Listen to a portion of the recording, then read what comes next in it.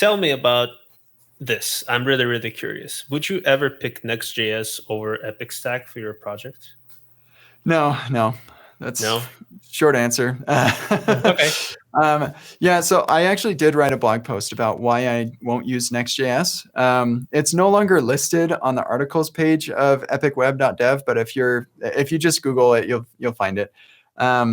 It's a little bit more spicy and negative than I typically like to be. That's why I took it off the listing. But yeah, there are just a number of things about Next.js that just don't jive with the way that I like to develop software.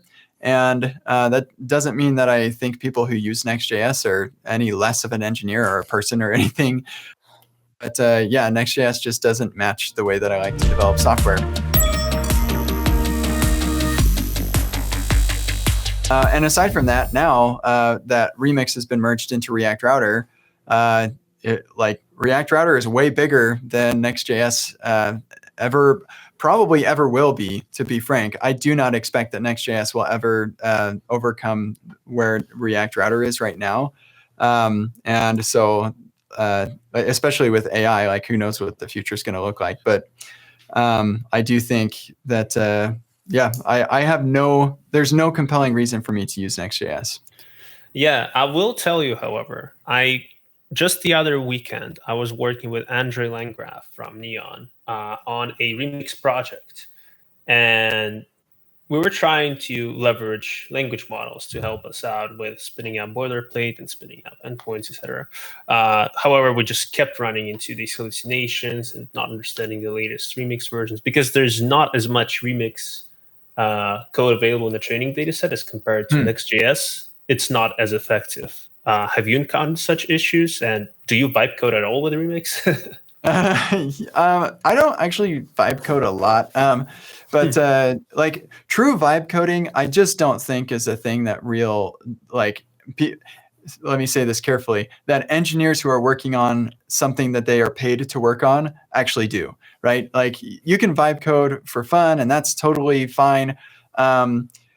With MCP servers like Context 7, and there are others like this. There's like Git MCP also.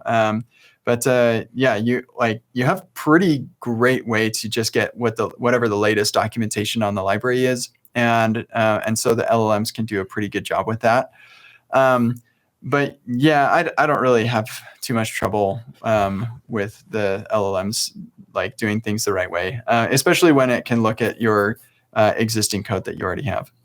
Yeah, and I think that's one of the big things. It's me personally, when I use AI, I use it a lot for generating just a generic boilerplate that I can then kind of go down and optimize. And then I use it for like those specific fixes where you're like, I know this problem is this, and if I took 40 minutes to look into like 9 different Stack Overflow articles, I could find it.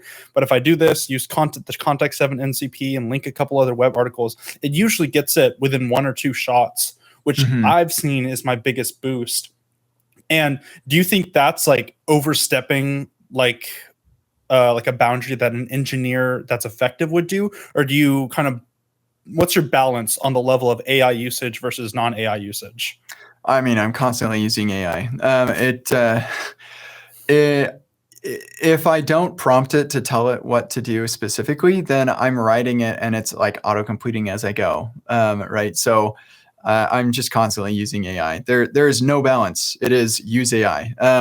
Now, sometimes AI isn't that helpful because it doesn't understand whatever it is you're doing. You're doing something totally new, or this isn't a library. This is my own code, and so it's not like it could have possibly been trained on it. And so stuff like that can be a little bit tricky. But yeah, I figure out ways to give it the right amount of context. And like this has just been a skill I've been working on for the last year or two, is figuring out where's the line between trying to get the AI to do it versus just doing it myself, and where am I going to be more productive? And sometimes I wind up spinning my wheels, but most of the time I feel like I'm pretty effective with it. That's so funny that you said that the AI hasn't been trained on your code. Back to our interview with Wes, he said that he was working through some stuff and doing some light vibe coding. And he was like, wait, this looks like some JavaScript that I wrote like 10 years ago.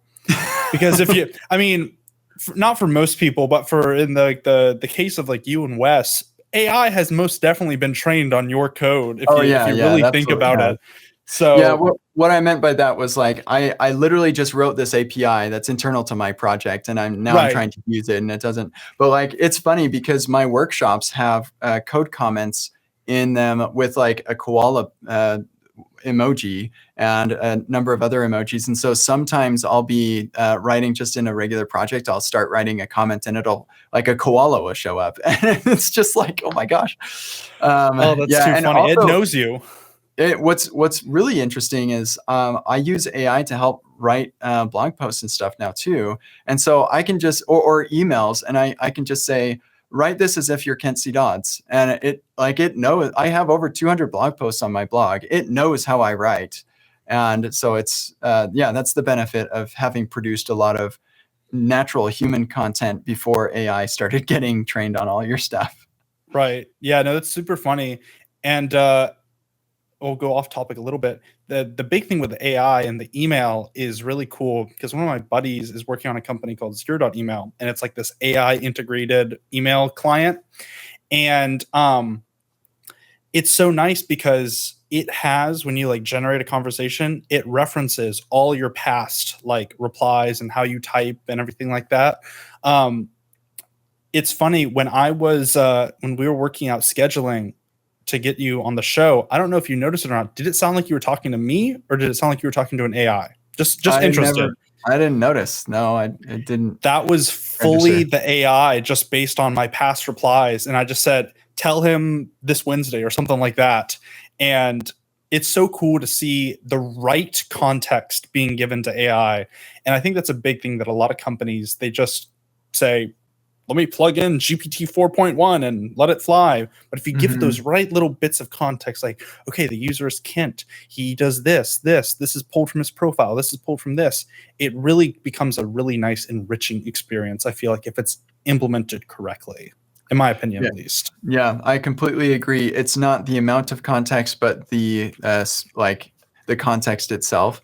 And in fact, if you have too much context, then it can start doing some really wacky things. And so this is why RAG got so interesting, or part of why RAG got so interesting, or rather, I should say, vectorized databases in particular got so fascinating because it was a mechanism for grabbing, hopefully, the right context for whatever the user's query was, so that the AI, like, it can't take your entire database in context, but you don't need your entire database to accomplish the user task. So.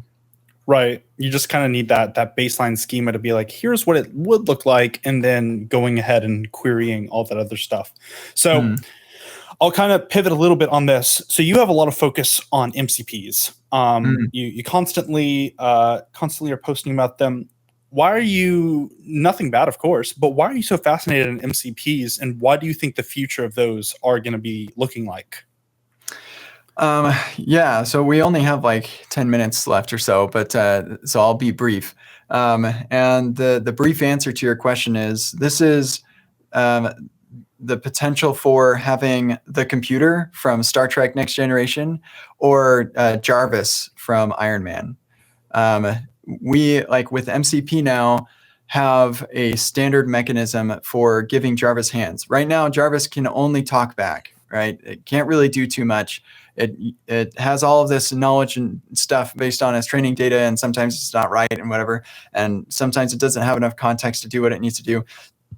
But with MCP, we now have a standard mechanism for getting the right context into Jarvis's mind, and then giving Jarvis hands to actually do stuff in the world. And that, to me, is super, super exciting. The potential there is massive. And right now is like way, way early. The client experience is really abysmal. There's a lot of things that need to be taken care of to get us there. Auth is horrible. Yeah, there are a number of things. In fact, David Kramer from Sentry just posted something today about the early, like how it's so early, and the growing pains that we're experiencing right now. So like it's not good yet, but Just like when Remix started coming out, there were a lot of problems that I saw with Remix that like it was missing a lot of stuff. But I'm trying to look at the foundation and see if there are any cracks before building the house on it. And I feel really good about this foundation.